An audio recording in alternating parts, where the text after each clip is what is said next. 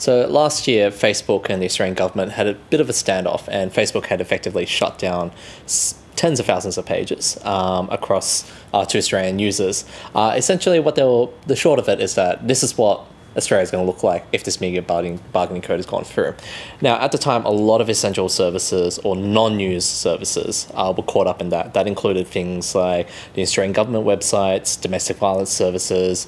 There was a cheesemaker down in Victoria that was caught up there, and she had no idea why either. But also very important ones that were kind of immediate. It's like the Western Australian Fire Service during fire seasoning while there was an active fire. And so how did Facebook explain the ban on those pages at the time? The word that they used was that those kind of bans was inadvertent. So they were effectively saying, well, anything can be defined as news on our platform. If you put this through, this is what it's going to look like. But from the reports from the Wall Street Journal, it shows that there was probably a bit more manipulation than they had let on last year.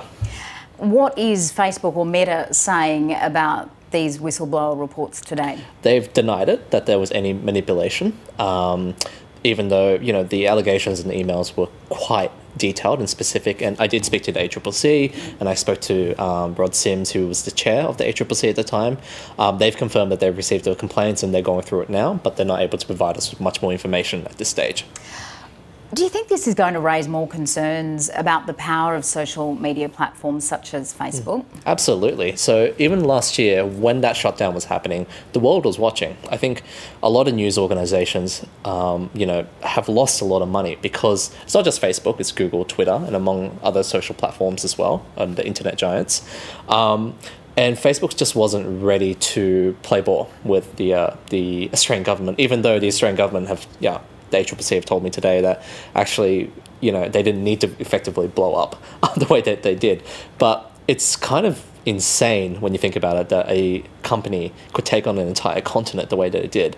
So, we know that Canada was watching, that the UK was watching, that the EU was watching. It's certainly Americans were watching. They were under a lot of pressure in Congress over the way they report, the misinformation, the way they operated.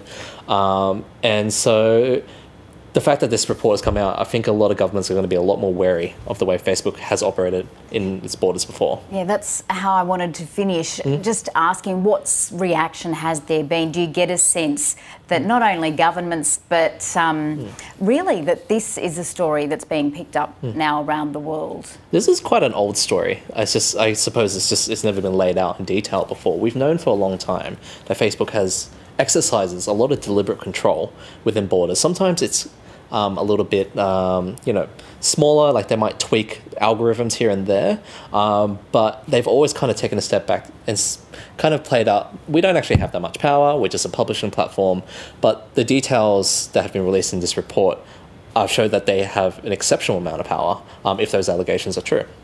And also that they knew they had that amount of power and wanted to wield it. And they did wield it, which is the most important thing.